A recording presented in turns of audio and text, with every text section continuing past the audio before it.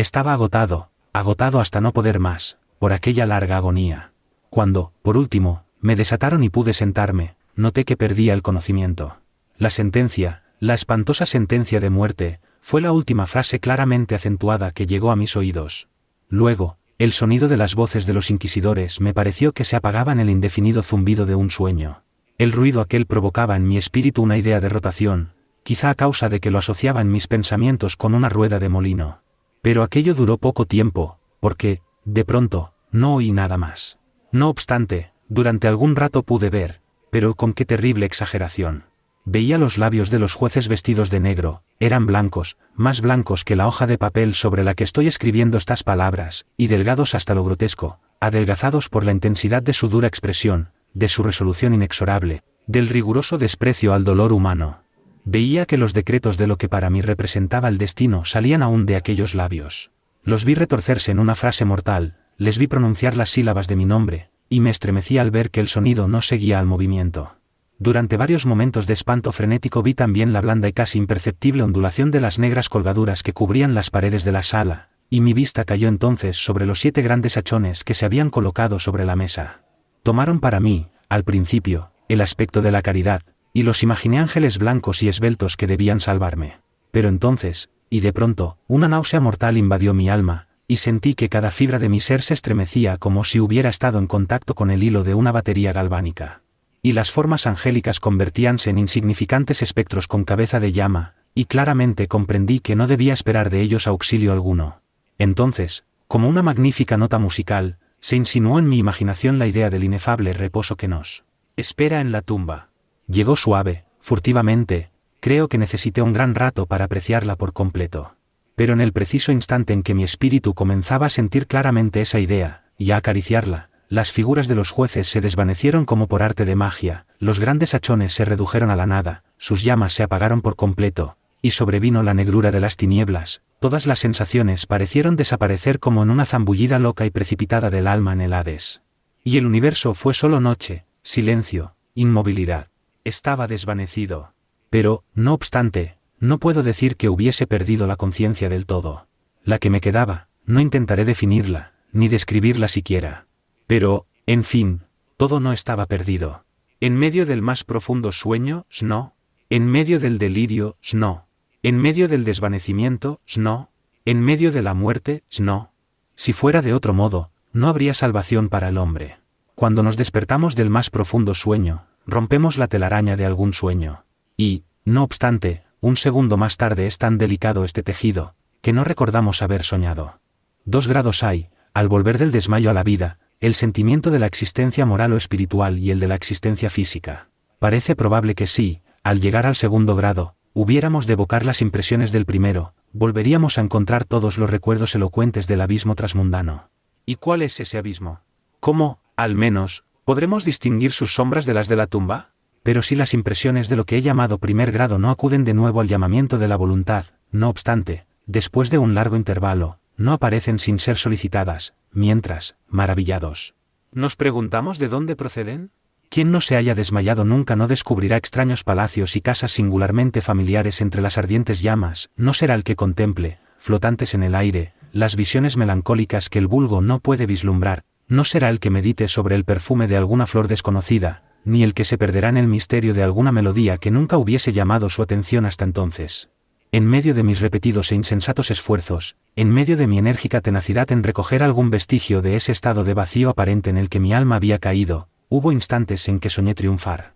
Tuve momentos breves, brevísimos en que he llegado a condensar recuerdos que en épocas posteriores mi razón lúcida me ha afirmado no poder referirse, sino a ese estado en que parece aniquilada la conciencia. Muy confusamente me presentan esas sombras de recuerdos grandes figuras que me levantaban, transportándome silenciosamente hacia abajo, aún más hacia abajo, cada vez más abajo, hasta que me invadió un vértigo espantoso a la simple idea del infinito en descenso. También me recuerdan no sé qué vago espanto que experimentaba el corazón, precisamente a causa de la calma sobrenatural de ese corazón. Luego el sentimiento de una repentina inmovilidad en todo lo que me rodeaba, como si quienes me llevaban, un cortejo de espectros, hubieran pasado, al descender, los límites de lo ilimitado, y se hubiesen detenido, vencidos por el hastío infinito de su tarea. Recuerda mi alma más tarde una sensación de insipidez y de humedad, después, todo no es más que locura, la locura de una memoria que se agita en lo abominable. De pronto vuelven a mi alma un movimiento y un sonido, el movimiento tumultuoso del corazón y el rumor de sus latidos. Luego, un intervalo en el que todo desaparece. Luego, el sonido de nuevo, el movimiento y el tacto, como una sensación vibrante penetradora de mi ser. Después la simple conciencia de mi existencia sin pensamiento, sensación que duró mucho. Luego, bruscamente, el pensamiento de nuevo, un temor que me producía escalofríos y un esfuerzo ardiente por comprender mi verdadero estado. Después, un vivo afán de caer en la insensibilidad. Luego, un brusco renacer del alma y una afortunada tentativa de movimiento. Entonces, el recuerdo completo del proceso, de los negros tapices, de la sentencia, de mi debilidad, de mi desmayo. Y el olvido más completo en torno a lo que ocurrió más tarde. Únicamente después, y gracias a la constancia más enérgica, he logrado recordarlo vagamente. No había abierto los ojos hasta ese momento. Pero sentía que estaba tendido de espaldas y sin ataduras. Extendí la mano y pesadamente cayó sobre algo húmedo y duro. Durante algunos minutos la dejé descansar así, haciendo esfuerzos por adivinar dónde podía encontrarme y lo que había sido de mí. Sentía una gran impaciencia por hacer uso de mis ojos, pero no me atreví. Tenía miedo de la primera mirada sobre las cosas que me rodeaban. No es que me aterrorizara contemplar cosas horribles, sino que me aterraba la idea de no ver nada. A la larga, con una loca angustia en el corazón, abrí rápidamente los ojos. Mi espantoso pensamiento hallábase, pues, confirmado. Me rodeaba la negrura de la noche eterna. Me parecía que la intensidad de las tinieblas me oprimía y me sofocaba. La atmósfera era intolerablemente pesada. Continué acostado tranquilamente e hice un esfuerzo por emplear mi razón. Recordé los procedimientos inquisitorials y, partiendo de esto, procuré deducir mi posición verdadera. Había sido pronunciada la sentencia y me parecía que desde entonces había transcurrido un largo intervalo de tiempo. No obstante, ni un solo momento imaginé que estuviera realmente muerto. A pesar de todas las ficciones literarias, semejante idea es absolutamente incompatible con la existencia real. Pero, ¿dónde me encontraba y cuál era mi estado? Sabía que los condenados a muerte morían con frecuencia en los autos de fe. La misma tarde del día de mi juicio habíase celebrado una solemnidad de esta especie. Me habían llevado, acaso, de nuevo a mi calabozo para guardar en él el próximo sacrificio que había de celebrarse meses más tarde. Desde el principio comprendí que esto no podía ser. Inmediatamente había sido puesto en requerimiento el contingente de víctimas. Por otra parte, mi primer calabozo, como todas las celdas de los condenados, en Toledo, estaba empedrado y había en él alguna luz. Repentinamente, una horrible idea aceleró mi sangre en torrentes hacia mi corazón, y durante unos instantes caí de nuevo en mi insensibilidad. Al volver en mí, de un solo movimiento me levanté sobre mis pies, temblando convulsivamente en cada fibra. Desatinadamente, extendí mis brazos por encima de mi cabeza y a mi alrededor, en todas direcciones. No sentí nada. No obstante, temblaba la idea de dar un paso, pero me daba miedo tropezar contra los muros de mi tumba. Brotaba el sudor por todos mis poros, y en gruesas gotas frías se detenía sobre mi frente. A la larga, se me hizo intolerable la agonía de la incertidumbre y avancé con precaución, extendiendo los brazos y con los ojos fuera de sus órbitas, con la esperanza de hallar un débil rayo de luz. Di algunos pasos, pero todo estaba vacío y negro. Respiré con mayor libertad. Por fin, me pareció evidente que el destino que me habían reservado no era el más espantoso de todos. Y entonces, mientras precavidamente continuaba avanzando, se confundían en masa en mi memoria 1000 vagos rumores que sobre los horrores de Toledo corrían.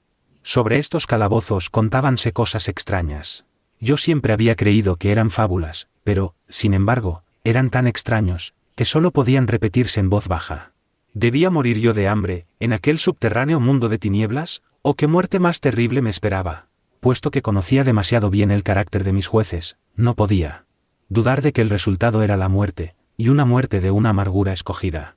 Lo que sería, y la hora de su ejecución, era lo único que me preocupaba y me aturdía. Mis extendidas manos encontraron, por último, un sólido obstáculo. Era una pared que parecía construida de piedra, muy lisa, húmeda y fría. La fui siguiendo de cerca, caminando con la precavida desconfianza que me habían inspirado ciertas narraciones antiguas.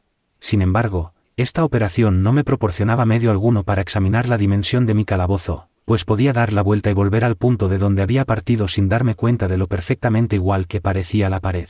En vista de ello busqué el cuchillo que guardaba en uno de mis bolsillos cuando fui conducido al tribunal. Pero había desaparecido, porque mis ropas habían sido cambiadas por un traje de grosera estameña. Con objeto de comprobar perfectamente mi punto de partida, había pensado clavar la hoja en alguna pequeña grieta de la pared. Sin embargo, la dificultad era bien fácil de ser solucionada, y, no obstante, al principio, debido al desorden de mi pensamiento, me pareció insuperable. Rasgué una tira de la orla de mi vestido y la coloqué en el suelo en toda su longitud, formando un ángulo recto con el muro. Recorriendo a tientas mi camino en torno a mi calabozo, al terminar el circuito tendría que encontrar el trozo de tela. Por lo menos, esto era lo que yo creía, pero no había tenido en cuenta ni las dimensiones de la celda ni mi debilidad. El terreno era húmedo y resbaladizo. Tambaleándome, anduve durante algún rato. Después tropecé y caí. Mi gran cansancio me decidió a continuar tumbado, y no tardó el sueño en apoderarse de mí en aquella posición. Al despertarme y alargar el brazo hallé a mi lado un pan y un cántaro con agua. Estaba demasiado agotado para reflexionar en tales circunstancias, y bebí y comí ávidamente. Tiempo más tarde reemprendí mi viaje en torno a mi calabozo, y trabajosamente logré llegar al trozo de estameña. En el momento de caer había contado ya 52 pasos, y desde que reanudé el camino hasta encontrar la tela, 48. De modo que medía un total de 100 pasos, y suponiendo que 2 de ellos constituyeran una yarda, calculé en unas 50 yardas la circunferencia de mi calabozo. Sin embargo, había tropezado con numerosos ángulos en la pared, y esto impedía el conjeturar la forma de la cueva, pues no había duda alguna de que aquello era una cueva. No ponía gran interés en aquellas investigaciones, y con toda seguridad estaba desalentado. Pero una vaga curiosidad me impulsó a continuarlas. Dejando la pared, decidí atravesar la superficie de mi prisión. Al principio procedí con extrema precaución, pues el suelo, aunque parecía ser de una materia dura, era traidor por el limo que en él había. No obstante, al cabo de un rato logré animarme y comencé a andar con seguridad, procurando cruzarlo en línea recta. De esta forma avancé 10 o 12 pasos, cuando el trozo rasgado que quedaba de orla se me enredó entre las piernas, haciéndome caer de bruces violentamente. En la confusión de mi caída no noté al principio una circunstancia no muy sorprendente y que, no obstante, segundos después, hallándome todavía en el suelo, llamó mi atención. Mi barbilla apoyábase sobre el suelo del calabozo, pero mis labios y la parte superior de la cabeza, aunque parecían colocados a menos altura que la barbilla, no descansaban en ninguna parte. Me pareció, al mismo tiempo, que mi frente se empapaba en un vapor viscoso y que un extraño olor a setas podridas llegaba hasta mi nariz. Alargué el brazo y me estremecí, descubriendo que había caído al borde mismo de un pozo circular cuya extensión no podía medir en aquel momento. Tocando las paredes precisamente debajo del brocal, logré arrancar un trozo de piedra y la dejé caer en el abismo. Durante algunos segundos presté atención a sus rebotes. Chocaba en su caída contra las paredes del pozo. Lúgubremente, se hundió por último en el agua, despertando ecos estridentes. En el mismo instante dejóse oír un ruido sobre mi cabeza, como de una puerta abierta y cerrada casi al mismo tiempo, mientras un débil rayo de luz atravesaba repentinamente la oscuridad y se apagaba enseguida. Con toda claridad vi la suerte que se me preparaba, y me felicité por el oportuno accidente que me había salvado. Un paso más, y el mundo no me hubiera vuelto a ver. Aquella muerte, evitada a tiempo, tenía ese mismo carácter que había yo considerado como fabuloso y absurdo en las historias que sobre la Inquisición había oído contar. Las víctimas de su tiranía no tenían otra alternativa que la muerte, con sus crueles agonías físicas o con sus abominables torturas morales. Esta última fue la que me había sido reservada. Mis nervios estaban abatidos por un largo sufrimiento, hasta el punto que me hacía temblar el sonido de mi propia voz, y me consideraba por todos motivos una víctima excelente para la clase de tortura que me aguardaba. Temblando, retrocedí a tientas hasta la pared, decidido a dejarme morir antes que afrontar el horror de los pozos que en las tinieblas de la celda multiplicaba mi imaginación. En otra situación de ánimo hubiese tenido el suficiente valor para concluir con mis miserias de una sola vez, lanzándome a uno de aquellos abismos, pero en aquellos momentos era yo el más perfecto de los cobardes. Por otra parte, me era imposible olvidar lo que había leído con respecto a aquellos pozos, de los que se decía que la extinción repentina de la vida era una esperanza cuidadosamente excluida por el genio infernal de quien los había concebido. Durante algunas horas me tuvo despierto la agitación de mi ánimo. Pero, por último, me adormecí de nuevo. Al despertarme, como la primera vez, hallé a mi lado un pan y un cántaro de agua. Me consumía una sed abrasadora, y de un trago vacié el cántaro. Algo debía de tener aquella agua, pues apenas bebí sentí unos irresistibles deseos de dormir. Caí en un sueño profundo parecido al de la muerte. No he podido saber nunca cuánto tiempo duró, pero, al abrir los ojos, pude distinguir los objetos que me rodeaban. Gracias a una extraña claridad sulfúrea, cuyo origen no pude descubrir al principio, podía ver la magnitud y aspecto de mi cárcel. Me había equivocado mucho con respecto a sus dimensiones. Las paredes no podían tener más de 25 yardas de circunferencia. Durante unos minutos, ese descubrimiento me turbó grandemente, turbación en verdad pueril, ya que, dadas las terribles circunstancias que me rodeaban, ¿qué cosa menos importante podía encontrar que las dimensiones de mi calabozo? Pero mi alma ponía un interés extraño en las cosas nimias, y tenazmente me dediqué a darme cuenta del error que había cometido al tomar las medidas aquel recinto. Por último, se me apareció como un relámpago la luz de la verdad. En mi primera exploración había contado 52 pasos hasta el momento de caer. En ese instante debía encontrarme a 1 o 2 pasos del trozo de tela. Realmente, había efectuado casi el circuito de la cueva.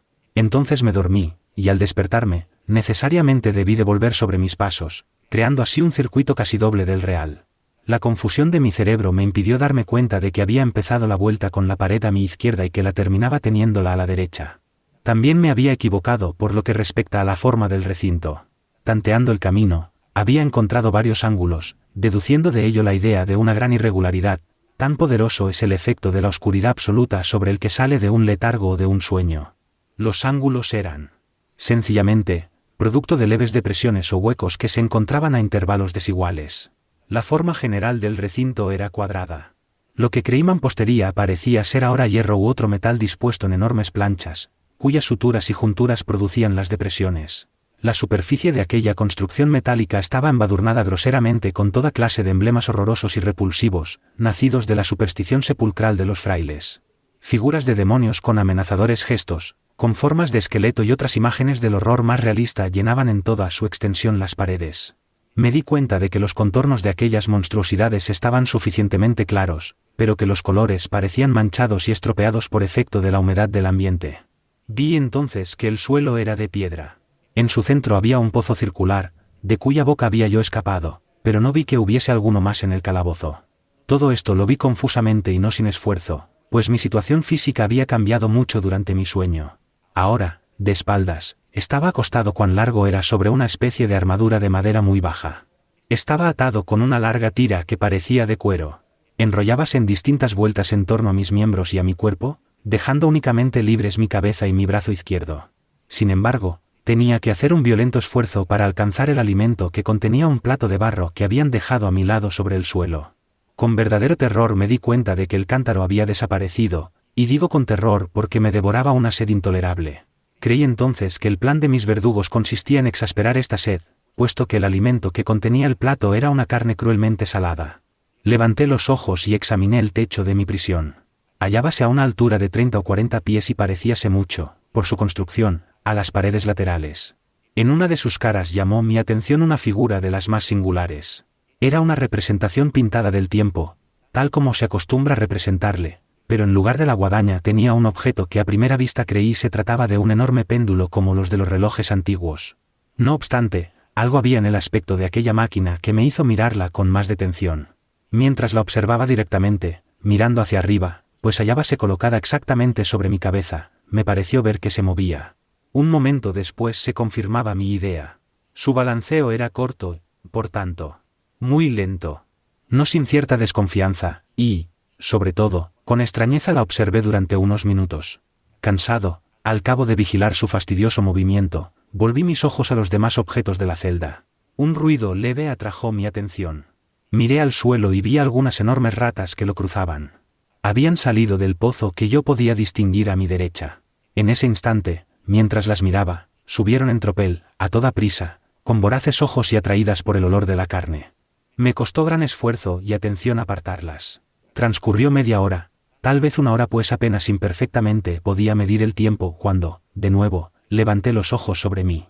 Lo que entonces vi me dejó atónito y sorprendido. El camino del péndulo había aumentado casi 1 yarda, y, como consecuencia natural, su velocidad era también mucho mayor. Pero, principalmente, lo que más me impresionó fue la idea de que había descendido visiblemente. Puede imaginarse con qué espanto observé entonces que su extremo inferior estaba formado por media luna de brillante acero, que, aproximadamente, tendría un pie de largo de un cuerno a otro. Los cuernos estaban dirigidos hacia arriba, y el filo inferior, evidentemente afilado como una navaja barbera. También parecía una navaja barbera, pesado y macizo, y ensanchábase desde el filo en una forma ancha y sólida. Se ajustaba a una gruesa varilla de cobre, y todo ello silbaba moviéndose en el espacio. Ya no había duda alguna con respecto a la suerte que me había preparado la horrible ingeniosidad monacal. Los agentes de la Inquisición habían previsto mi descubrimiento del pozo, cuyos horrores habían sido reservados para un hereje tan temerario como yo, del pozo, imagen del infierno, considerado por la opinión como la última tule de todos los castigos. El más fortuito de los accidentes me había salvado de caer en él, y yo sabía que el arte de convertir el suplicio en un lazo y una sorpresa constituía una rama importante de aquel sistema fantástico de ejecuciones misteriosas. Por lo visto, habiendo fracasado mi caída en el pozo, no figuraba en el demoníaco plan arrojarme a él. Por tanto, estaba destinado, y en este caso sin ninguna alternativa, a una muerte distinta y más dulce el más dulce.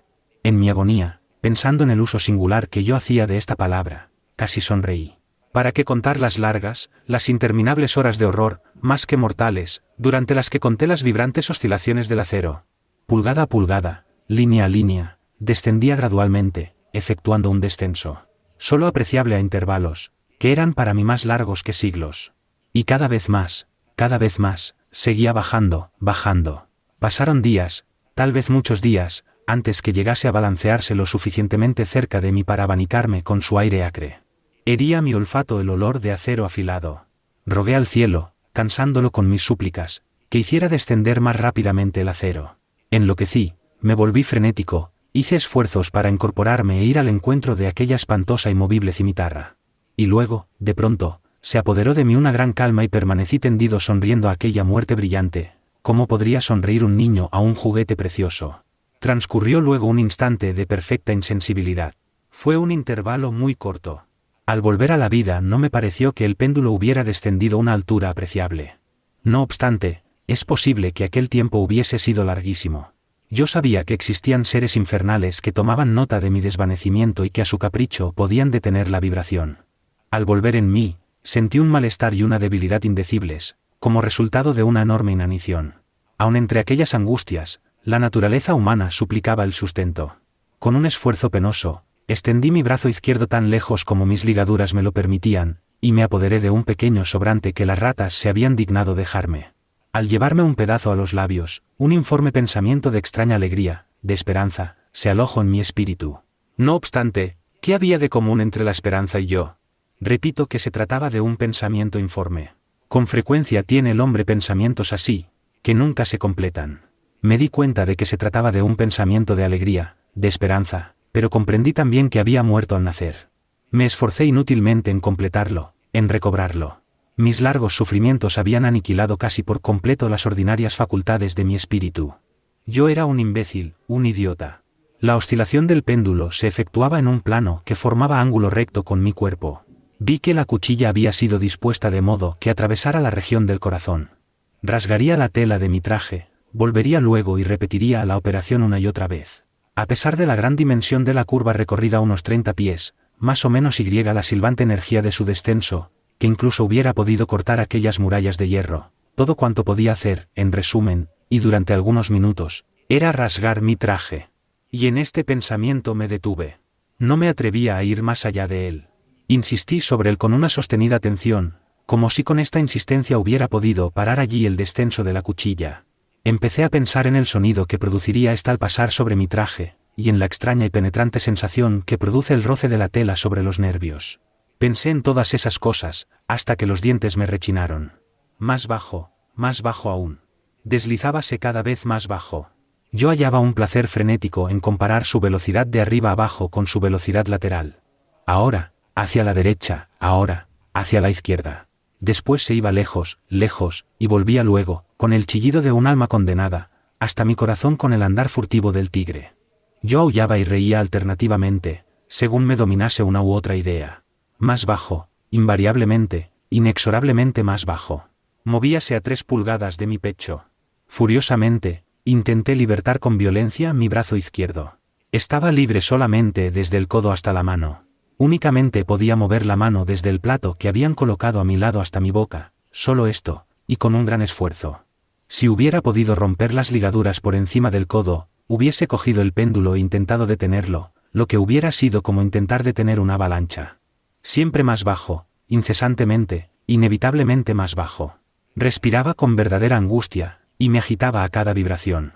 Mis ojos seguían el vuelo ascendente de la cuchilla y su caída, con el ardor de la desesperación más enloquecida, espasmódicamente, cerrábanse en el momento del descenso sobre mí. Aun cuando la muerte hubiera sido un alivio, ¡oh, qué alivio más indecible! Y, sin embargo, temblaba con todos mis nervios al pensar que bastaría que la máquina descendiera un grado para que se precipitara sobre mi pecho el hacha afilada y reluciente. Y mis nervios temblaban, y hacían encoger todo mi ser a causa de la esperanza. Era la esperanza triunfante aún sobre el potro, que dejábase oír al oído de los condenados a muerte, incluso en los calabozos de la Inquisición. Comprobé que 10 o 12 vibraciones, aproximadamente, pondrían el acero en inmediato contacto con mi traje, y con esta observación entróse en mi ánimo la calma condensada y aguda de la desesperación. Desde hacía muchas horas, desde hacía muchos días, tal vez, pensé por primera vez. Se me ocurrió que la tira o correa que me ataba era de un solo trozo. Estaba atado con una ligadura continuada. La primera mordedura de la cuchilla de la media luna, efectuada en cualquier lugar de la correa, tenía que desatarla. Lo suficiente para permitir que mi mano la desenrollara de mi cuerpo. Pero qué terrible era, en este caso, su proximidad. El resultado de la más ligera sacudida había de ser mortal. Por otra parte, ¿habrían previsto o impedido esta posibilidad los secuaces del verdugo? ¿Era probable que en el recorrido del péndulo atravesasen mi pecho las ligaduras? Temblando al imaginar frustrada mi débil esperanza, la última, realmente, levanté mi cabeza lo bastante para ver bien mi pecho. La correa cruzaba mis miembros estrechamente, juntamente con todo mi cuerpo, en todos sentidos, menos en la trayectoria de la cuchilla homicida. Aún no había dejado caer de nuevo mi cabeza en su primera posición, cuando sentí brillar en mi espíritu algo que solo sabría definir, aproximadamente, diciendo que era la mitad no formada de la idea de libertad que ya he expuesto, y de la que vagamente había flotado en mi espíritu una sola mitad cuando llevé a mis labios ardientes el alimento. Ahora, la idea entera estaba allí presente, débil, apenas viable, casi indefinida, pero, en fin, completa. Inmediatamente, con la energía de la desesperación, intenté llevarla a la práctica. Hacía varias horas que cerca del caballete sobre el que me hallaba acostado se encontraba un número incalculable de ratas. Eran tumultuosas, atrevidas, voraces. Fijaban en mí sus ojos, como si no esperasen más que mi inmovilidad para hacer presa. ¿A qué clase de alimento pensé se habrá acostumbrado en este pozo? Menos una pequeña parte, y a pesar de todos mis esfuerzos para impedirlo, había devorado el contenido del plato, pero a la larga, la uniformidad maquinal de ese movimiento le había restado eficacia. Aquella plaga, en su voracidad, dejaba señales de sus agudos dientes en mis dedos. Con los restos de la carne aceitosa y picante que aún quedaba, froté vigorosamente mis ataduras hasta donde me fue posible hacerlo, y hecho esto retiré mi mano del suelo y me quedé inmóvil y sin respirar. Al principio, lo repentino del camino y el cese del movimiento hicieron que los voraces animales se asustaran. Se apartaron alarmados y algunos volvieron al pozo. Pero esta actitud no duró más que un instante. No había yo contado en vano con su glotonería. Viéndome sin movimiento, una o dos o más atrevidas se encaramaron por el caballete y oliscaron la correa. Todo esto me pareció el preludio de una invasión general. Un nuevo tropel surgió del pozo. Agarrándose a la madera, la escalaron y a centenares saltaron sobre mi cuerpo. Nada las asustaba el movimiento regular del péndulo. Lo esquivaban y trabajaban activamente sobre la engrasada tira. Se apretaban moviéndose y se amontonaban incesantemente sobre mí.